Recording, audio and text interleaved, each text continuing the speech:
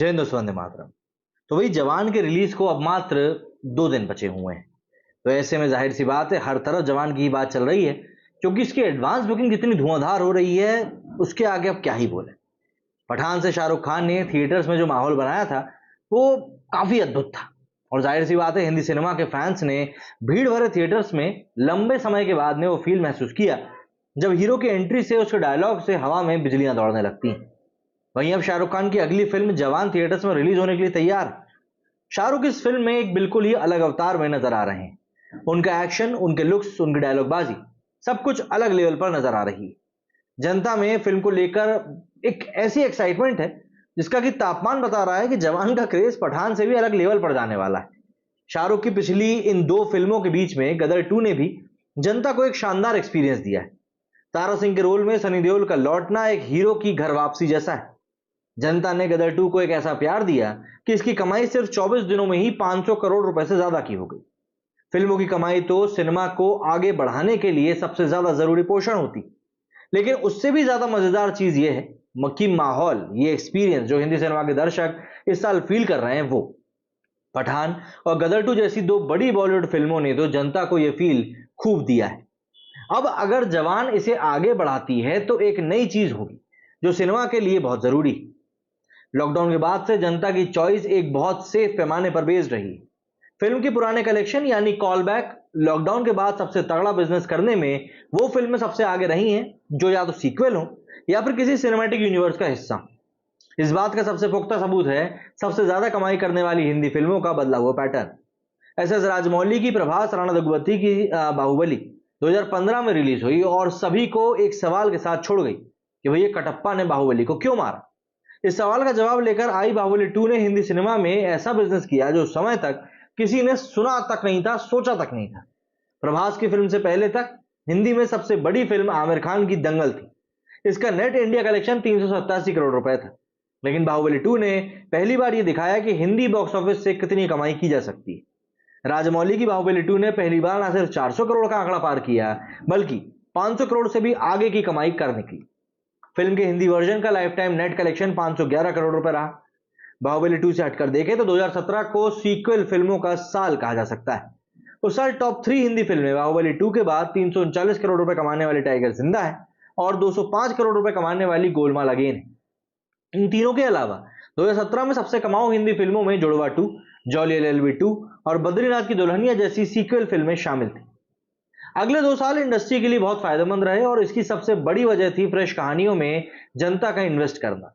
2018 में जहां संजू और पद्मावत इंडस्ट्री की 2 सबसे बड़ी हिट फिल्में रहीं, तो वहीं 2019 में वॉर, कबीर सिंह और उरी द सर्जिकल स्ट्राइक साल की सबसे कामयाब हिंदी रिलीज रही। हालांकि इस बीच हिंदी में रेस 3 2.0 और बागी 2 जैसी सीक्वल भी चलती रही। हॉलीवुड की सबसे बड़ी Indian hits Avengers infinity war और एवेंजर्स एंड गेम इन्हीं 2 सालों में रिलीज भी हुई और अपनी छाप अलग लेवल पर छोड़ के गई। कोरोना के दौर की उदासी से निकलती हिंदी फिल्म इंडस्ट्री के लिए पहली बड़ी हिट अक्षय कुमार की सूर्यवंशी, जो कि 2021 में रिलीज हुई थी, वो रही। लेकिन ये एक स्टैंड अलोन यानी कि पूरी तरह से बिना किसी पुराने कनेक्शन वाली फिल्म नहीं कही जा सकती। अक्षय की यह फिल्म रोहित शेट्टी के कॉप यूनिवर्स का एक हिस्सा थी। इसमें 2 पिछले किरदार सिंघम और सिम्बा का भी एक लंबा साथ था। सूर्यवंशी के पीछे नवंबर में बॉलीवुड की सीक्वल सत्यमेव जयते 2 और बंटी और बबली 2 भी थिएटर्स में पहुंच गए। हालांकि ये दोनों ही फिल्में बॉक्स ऑफिस पर बुरी तरह से नाकाम रही। 2021 में हिंदी सिनेमा को सबसे फ्रेश स्टोरी साउथ से मिली पुष्पा, जिसके हिंदी वर्जन ने इतनी धुआंधार कमाई करी कि बस क्या ही बताएं। 2022 की सबसे कमाऊ हिंदी फिल्मों में केजीएफ 2, भूल भुलैया 2 और दृश्यम 2 जैसी बड़े सीक्वल शामिल रहे। हॉलीवुड की सबसे बड़ी फिल्मों में से एक अवतार के सीक्वल ने भी इंडिया में जमकर कमाई करी। कॉल बैक वाली फिल्मों में मार्वल सिनेमैटिक यूनिवर्स से निकली डॉक्टर स्ट्रेंज 2 और थॉर 4 ने भी पिछले साल जमकर कमाई करी थी। पिछले साल 6 हिंदी फिल्में 200 करोड़ के नेट कलेक्शन करीब पहुंची, जिनमें सिर्फ द कश्मीर फाइल्स ही बॉलीवुड से आई स्टैंड अलोन फिल्म थी, जबकि आरआरआर तेलुगु इंडस्ट्री में बनी हिंदी फिल्म थी। इस साल हिंदी सिनेमा को 8 महीने में 2 ऐसी फिल्में मिल चुकी हैं जिन्होंने बाहुबली 2 से पहली बार खुले बॉक्स ऑफिस लेवल तक छलांग लगाई। जनवरी में रिलीज हुई पठान 500 करोड़ का आंकड़ा पार करने वाली पहली बॉलीवुड की हिंदी फिल्म बनी। वहीं अब गदर 2 ने भी यह आंकड़ा पार कर डाला है। मगर शाहरुख खान की फिल्म यशराज फिल्म्स के स्पाई यूनिवर्स का हिस्सा थी और फिल्म में सलमान के स्पाई किरदार टाइगर का एक बड़ा कैमियो था। वहीं गदर 2 खुद सनी देओल की ही गदर एक प्रेम कथा का सीक्वल है। इन दो ग्रैंड फिल्मों के अलावा भी जनता ने इस साल कामयाब फिल्मों के कलेक्शन, अगर फिल्मों की बात करें तो लोगों ने भरोसा दिखाया है। अक्षय कुमार पंकज त्रिपाठी की OMG 2 जहां 140 करोड़ रुपए ज्यादा कमा चुकी है, वहीं आयुष्मान की ड्रीम गर्ल 2 भी 100 करोड़ कमाने की तैयारी में। सीक्वल में जनता का भरोसा हॉलीवुड की मिशन इम्पॉसिबल 7 और फास्ट एंड फ्यूरियस 10 के लिए भी काफी अच्छा रहा। मगर इस साल ओरिजिनल फिल्मों की कामयाबी पिछले साल से बेहतर रही।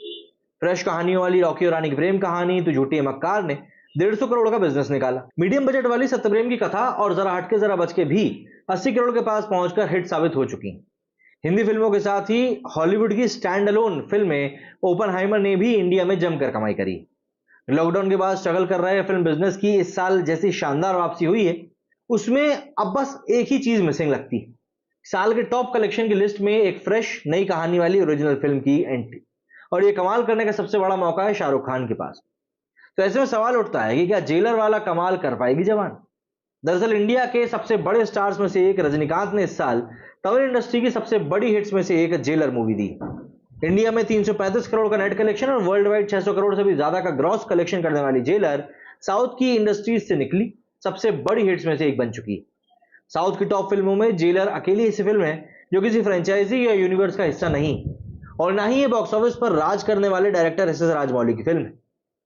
IMDb के हिसाब से साउथ की इंडस्ट्री से निकली सबसे बड़ी ऑल टाइम हिट्स कुछ अगर हम बात करें तो इस तरह, जैसे कि बाहुबली 2 जिसने 1742 करोड़ रुपए कमाए, RRR 1250 करोड़, KGF 2 1170 करोड़, 2.2 660 करोड़ और जेलर 608 करोड़। ये अभी थिएटर्स में चल रही है। जेलर के टीजर और ट्रेलर ने जनता में फिल्म को देखने के लिए इतनी एक्साइटमेंट पैदा कर दी थी कि एडवांस बुकिंग के आंकड़े रिकॉर्ड तोड़ने के लिए तैयार थे। और बुकिंग का ट्रेंड इशारा कर रहा था कि जवान ने अपनी कहानी से अगर जनता को थोड़ा भी बांध लिया तो 400 करोड़ का आंकड़ा बिल्कुल भी दूर नहीं है। अब तक 4 हिंदी फिल्मों का नेट कलेक्शन 400 करोड़ के पार गया है। पठान, गदर 2, बाहुबली 2 और KGF 2। शाहरुख खान के पठान जहां फ्रेंचाइजी फिल्म है, वहीं बाकी 3 फिल्में सीक्वल है। जवान इस लिस्ट में पहली स्टैंड अलोन फिल्म बनने का पूरा दम रखती है। जवान के बाद जिन फिल्मों में 300-400 करोड़ रुपए कमाने का पोटेंशियल सबसे ज्यादा है वो है सालार, टाइगर 3, एनिमल और डंकी। सालार का कनेक्शन KGF वाले यूनिवर्स से मिलने वाला लग रहा है। टाइगर 3 तो ऑफिशियली स्पाई यूनिवर्स की फिल्म है ही। वहीं रणबीर कपूर की एनिमल और इस साल शाहरुख की तीसरी फिल्म रिलीज फिल्म डंकी पर भी फ्रेश कहानी होने वाली हिंदी फिल्मों का झंडा बुलंद करने का जिम्मा है। हिंदी सिनेमा फैंस के लिए जवान जैसी एकदम ताजी फिल्म का टॉप हिंदी फिल्मों में शामिल होना सेलिब्रेशन की बात होगी, और ये कमाल शाहरुख खान की फिल्म से हो तो मजा डबल ही हो जाएगा। क्या कहना है आप लोग इस बारे में कमेंट करके जरूर बताएं। मेरे स्टूडियो फिलहाल इतना ही। जय हिंद, जय भारत।